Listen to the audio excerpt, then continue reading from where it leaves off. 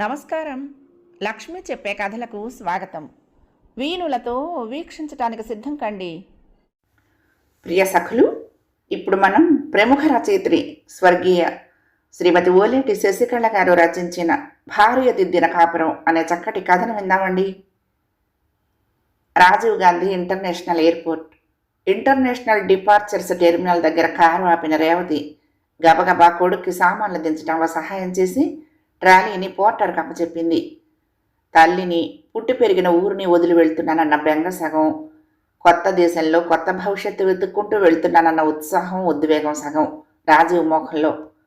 వెనక నుంచి హార్న్ కొడుతూ తొందర చేస్తున్న ఇతర కారు డ్రైవర్ల అసహనం వలన తల్లితో మరి కాస్త సమయం గడిపే అవకాశం లేక ఆమెను ప్రేమతో ఆలింగనం చేసుకుని మెరుస్తున్న కంటతడితో పోర్టర్ వెనకాలనే నడుస్తూ లోపలికి ప్రవేశించాడు రాజు. పార్కు చేసిన కారు వద్దకు నడుస్తున్న రేవతికి అంతవరకు బిగబట్టిన దుఃఖం ఒక్కసారిగా తన్నుకొచ్చింది.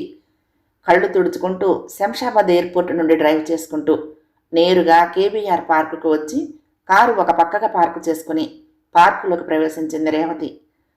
చుట్టూ జనసందోహం ఎంత ఉన్నా ఆమె మనసులో చేరిన ప్రశాంతతకు భంగం కలగటం లేదు. కొడుకు వియోగం ఆమెలో రేపుతున్న దుఃఖాన్ని ఆ ప్రశాంతత ఉపశమింపలేకపోతోంది. ఇంతలో ఆమె ఉదాసీనతకు భంగం చేస్తూ ఆమె సెల్ ఫోన్ మోగింది. అమెరికా నుండి ఆమె కూతురు రమ్య ఫోన్ ఎత్తి, రమ్య, తమ్ముడు బయలుదేరిపోయాడు, ఇంకా చెక్ ఇన్ అవ్వాలనుకుంటా. ఓ, మీరిద్దరూ ఎయిర్పోర్ట్కి రిసీవ్ చేసుకోవడానికి వెళ్తున్నారా? చాలా సంతోషం అంది రేవతి. అమ్మా, రాజు మా దగ్గరికి రావటం మాకు చాలా ఆనందంగా ఉంది. నిజంగా మనం చాలా అదృష్టవంతులం. కాస్త ఆలస్యమైన రాజీవ్లో చాలా మంచి మార్పు వచ్చిందమ్మా. వాడు ఇంజనీరింగ్ పూర్తి చేసి ఇలా మాస్టర్స్ చేయడానికి అమెరికా వస్తాడని మనం ఎవరైనా ఊహించగలిగామా? దీని అంతటికీ నాన్నలో వచ్చిన మార్పే కారణమేమో అమ్మా. నాన్నకు యాక్సిడెంట్ అవ్వటం, ఆయన పూర్తిగా వీల్ చైర్కు అంకితం అవ్వటం ఒకందుకు మంచిదేనేమో. జీవితంలో కొన్ని మంచి మార్పులు రావటానికి కొన్ని చెడులు జరిగి తీరాలన్న భావన రమ్యలో. సరేలే రమ్య, ఇవన్నీ నీ బుర్రలో నుంచి పూర్తిగా చెరిపేస్తానని నువ్వు నాకు మాట ఇవ్వాలి. పాత విషయాలు, పాత జీవితాన్ని తిరగతోడటం వలన రాజీవ్ అప్సెట్ అవ్వచ్చు. మళ్ళీ నువ్వు కిరణ్ అనుక్షణం వాడిని కనిపెట్టుకుని ఉండాలి. వాడి పాత జీవితపు ఛాయలు కూడా మళ్ళీ వాడిలో మనం చూడకూడదు. కాస్త దృఢంగానే చెప్పింది రేవతి. తప్పకుండానమ్మా, I promise. ఈరోజు నేను అనుభవిస్తున్న ఈ స్వేచ్ఛ, స్వతంత్రం, కిరణ్, పింకీలతో జీవితం అంతా నిండిపోయిన ఆనందం, ఇవన్నీ నువ్వు పెట్టిన భిక్షేనమ్మా. మేము దేశం విడిచి ఆ రాత్రి పారిపోగలిగామంటే దానికి నువ్వే కారణం. సరేనమ్మా, నేను ఆఫీస్కి బయలుదేరుతున్నాను. రాజీవ్ అట్లాంటా వచ్చాక మళ్ళీ కాల్ చేస్తాను నీకు అంటూ పెట్టేసింది రమ్య. ఆ ఉషోదయం, ఆ ప్రత్యూష పవనాలకు ఆహ్లాదంగా తలలు ఊపుతున్న పూబాలలు తమ లేలేత రెక్కలను సవరించుకుంటూ గాలిలోకి ఎగిరిపోవటానికి ప్రయత్నాలు చేస్తున్న పక్షి పిల్లలు, పైనెక్కడో కాపు కాసిన గ్రద్దల చూపుల నుండి తమ లేత కోనలను కాపాడుకోవటానికి రెక్కలు చాచిన తల్లి పక్షులు ఎన్నో జీవిత పాఠాలను, జీవిత అనుభవాలను రేవతి ముందుంచాయి. 5 ఏళ్ల నాటి ఆ కాళరాత్రి ఆమె జ్ఞాపక పూటలలో రక్తాక్షరాలలా నిక్షిప్తమైపోయింది. స్త్రీ అంటే బలహీనరాలు, స్త్రీ అంటే అబల, స్త్రీ అంటే అసమర్థురాలు. స్త్రీ జీవితం సవ్యంగా నడవాలంటే ఆమెకు ఖచ్చితంగా ఒక బలమైన ఊతం ఉండి తీరాలి. తండ్రిగా, భర్తగా, కొడుకుగా. మగవాడు ప్రదర్శించే దౌష్ట్యాన్ని, దౌర్జన్యాన్ని మౌనంగా, సహనంగా భరించి తీరాలి స్త్రీ. అమ్మైనా, ఆలైనా, కూతురైనా తన ఇంట్లో పురుష పరిపాలనకు తాలొగ్గి బ్రతకవలసిందే. స్త్రీలకు సలహా ఇచ్చే హక్కు లేదు. స్త్రీని సమభాగంగా చూసే పరిస్థితి లేదు. అసలు స్త్రీకి అస్తిత్వమే లేదు. ఇది 5 ఏళ్ల క్రితం రేవతి ఇంట్లో స్త్రీలకు ఉన్న స్థానం. ఆమె తండ్రి తను చేసే అనైతిక వ్యాపారాల దృష్ట్యా కూతుర్ని అంతో ఇంతో సవ్యమైన రీతిలో పెంచాడు. ఒక్కతే కూతురని తన పంచ ప్రాణాలను, పెంచుకున్న ఆస్తులను కూతురి మీదే పెట్టాడు. కానీ చాలామంది తండ్రుల్లాగే ఆమె పెళ్లి విషయం వచ్చేసరికి తొందరపడ్డాడు. కేవలం తన పట్ల చూపిస్తున్న విశ్వాసపాత్రత, తన వ్యాపారాల్లో అతను చూపిస్తున్న దక్షత కారణాలుగా చూపిస్తూ రేవతిని తన నమ్మిన బంటు రమేష్ బాబుకిచ్చి పెళ్లి చేశాడు. కూతుర్ని, వ్యాపారాన్ని జాగ్రత్తగా చూసుకుంటాడని. చాలామంది అమ్మాయిలాగే రేవతి జీవితం కూడా ఒక పంజరం నుంచి మరొక పంజరంలోకి మారింది. ఏది బంగారు పంజరమో, ఏది ఇనుప పంజరమో ఆమెకేమీ తేడా కనిపించలేదు. ఒక పంజరంలో కాస్త ప్రేమ దొరికింది, మరొక పంజరంలో అణచివేత దొరికింది. ఏ పంజరం నుండి విముక్తి అయితే దొరకలేదు 5 ఏళ్ల నాటి ఆ కాళరాత్రి వరకు. అయినా కాళరాత్రి అని ఆమె ఎందుకు అనుకోవాలి?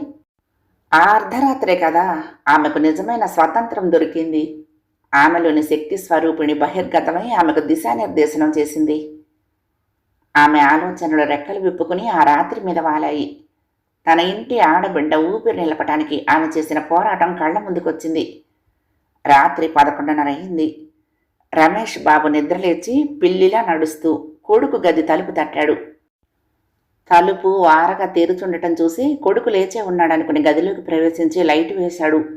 లోపలున్న వ్యక్తిని చూసి ఒక్కసారి ఉలిక్కి పట్టాడు. నువ్వా అన్నాడు. ఊహించలేదు కదా నన్నిక్కడ. రాజీవ్ ఎక్కడా? రాజీవ్ లేడు, రాడు కూడా. మీ దిక్కుమాలిన పగలు తీర్చుకోవటానికి, మీ దౌర్భాగ్యపు భావజాలం నూరిపోయటానికి నా కొడుకు మీకు ఇంకా దొరకడు.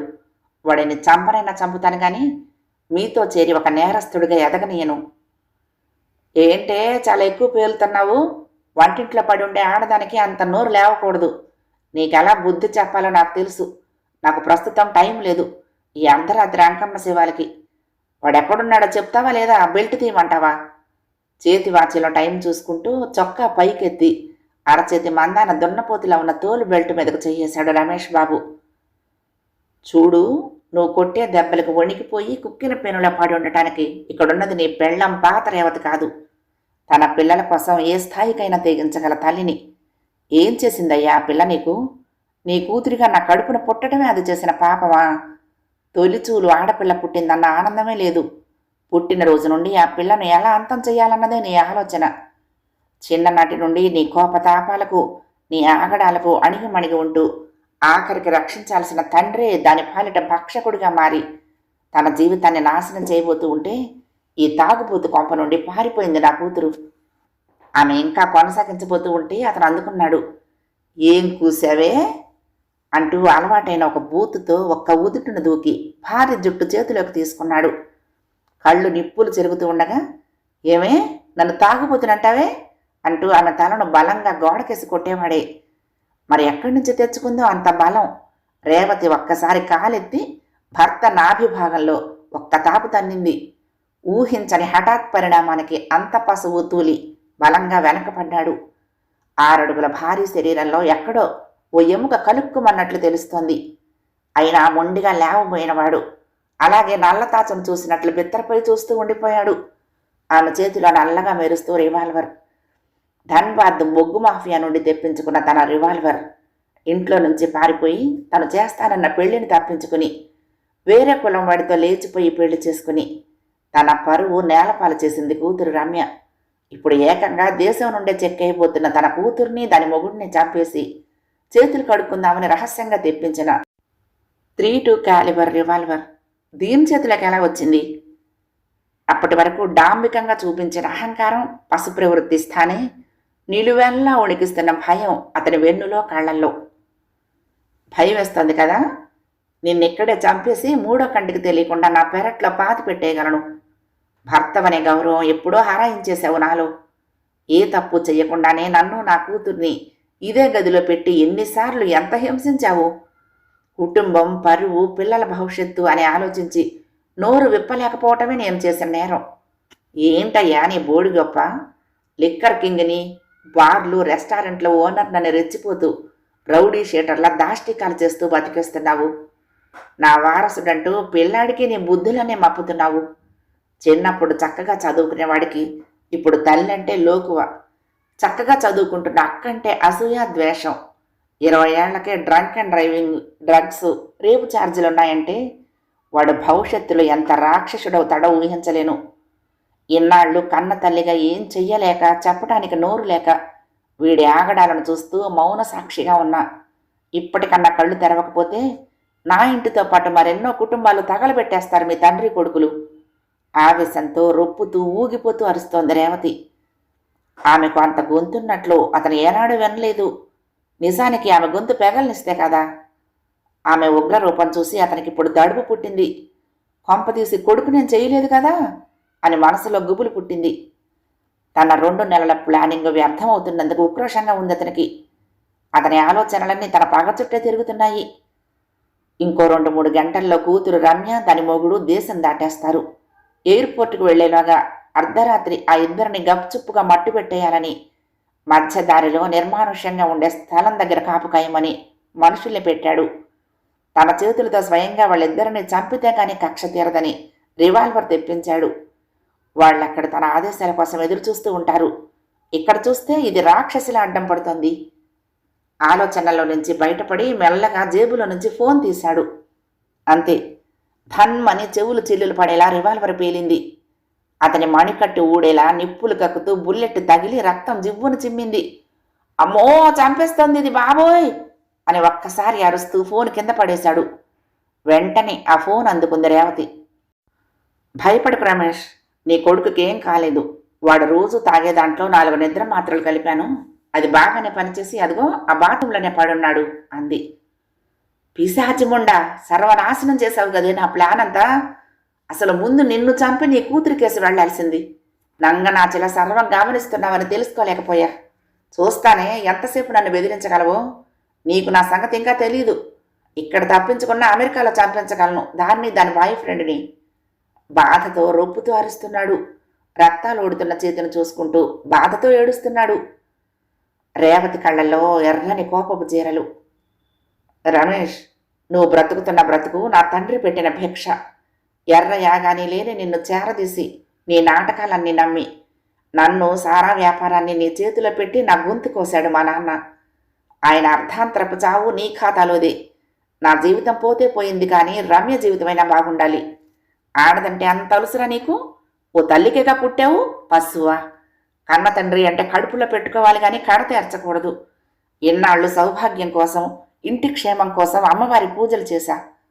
ఈరోజు మన ఇలవేల్పు నూకాలమ్మ సాక్షిగా చెప్తున్నా, అదే అమ్మవారు చూపించినట్లు దుష్ట శిక్షణ జరగాల్సిందే, అధర్మం నశించాల్సిందే.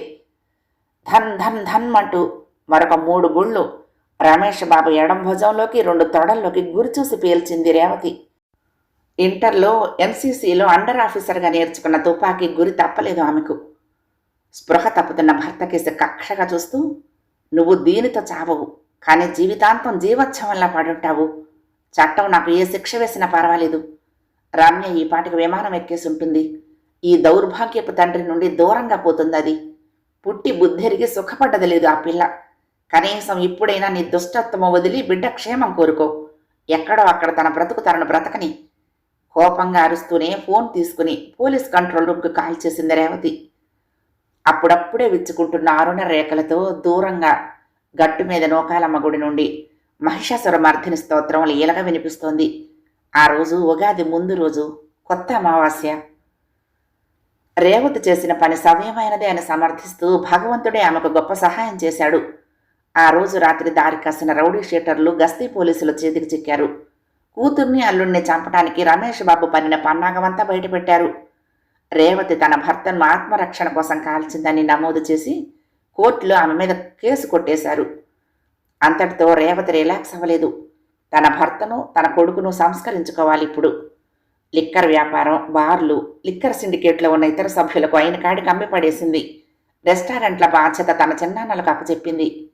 స్నేహితులతో పాటు తాగొచ్చి తల్లి మీద వీరంగం చేస్తున్న తన కొడుకుని మత్తులో ఉన్నప్పుడు కట్టిపడేసి కారులో వేసి చిక్కమంగళూరులో ఒక రిటైర్డ్ ఆర్మీ ఆఫీసర్ నడుపుతున్న రీహాబిలిటేషన్ సెంటర్లో జాయిన్ చేసింది.